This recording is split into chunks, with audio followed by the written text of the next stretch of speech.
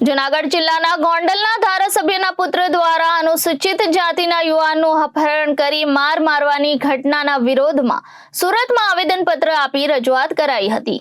Surat collector કચેરીએ પહોંચેલા સમસ્ત અનુસૂચિત જાતિ સમાજ સુરત દ્વારા જૂનાગઢના ગોંડલમાં ધારાસભ્યના પુત્રની દાદાગીરીના વિરોધમાં આવેદનપત્ર આપ્યું હતું અને જણાવ્યું હતું કે જૂનાગઢ જિલ્લાના ગોંડલના ધારાસભ્ય ગીતાબા તથા જયરાજસિંહ જાડેજાના પુત્ર ગણેશ જાડેજા દ્વારા અનુસૂચિત જાતિના યુવાન સંજય સોલંકીને ફિલ્મી ઢબે બંદૂકની અણીએ અપહરણ કરી લઈ નિવસ્ત્ર કરી માર મારવામાં આવ્યો હતો। ગણેશ જાડેજા સાથે તેમના 10 સાગરીતો પણ અપહરણ કરી નિવસ્ત્ર કરી માર મારવામાં આવ્યો હોય, જેથી આરોપીઓ સામે કડક પગલાં લેવામાં આવે તેવી માંગ અનુસૂચિત જાતિના લોકો દ્વારા કરાઈ હતી।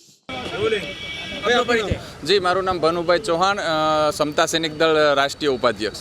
સુરત કલેક્ટર શું રજૂઆત માટે આવે? જી, સુરત કલેક્ટરને રજૂઆત માટે એ આવ્યા છે કે ગુજરાતની અંદર દબંગો અને ગુંડાઓ જે ધારાસભ્યના પુત્ર એવા ગણેશ જાડેજાએ અનુસૂચિત જાતિ સમાજના પ્રમુખ રાજુભાઈ સોલંકીના દીકરાનું અપહરણ ફિલ્મી ઢબે ગુંડાગીરી રીતે અપહરણ કરી એમને ઢોરમાર મારેલો છે, એમના ઉપર બંદૂકો ટાકેલી છે, નિર્વસ્ત્ર કરી અને એમને ખૂબ મારેલો છે।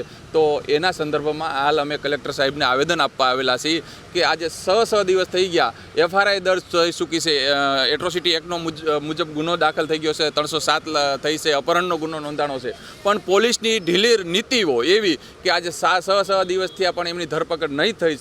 ધરપકડ હમણાં થઈ રાત્રે મોડી રાત્રે? જી, મોડી રાત્રે થઈ। હવે કઈ રીતે તમે કામ માંગણી કરો? જી, ધરપકડ થઈ પણ આટલી બધી મોડી એટલા માટે કે એ ધારાસભ્યનો પુત્ર છે અને વર્તમાન સમયની અંદર જે શાસક પક્ષ છે એમની સાથે જોડાયેલા નેતાનો પુત્ર હોવાના હિસાબે એમની ધરપકડ ખૂબ મોડી થઈ।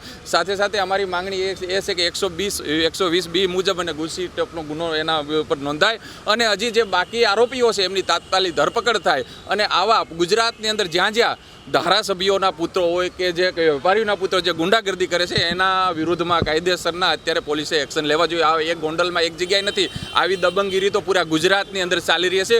ઝીણી નજરથી તપાસ કરો તો દરેક જગ્યાએ આવી નીતિઓ થઈ રહી છે। Reporter Arvind Rathod, Janadesh news, Surat.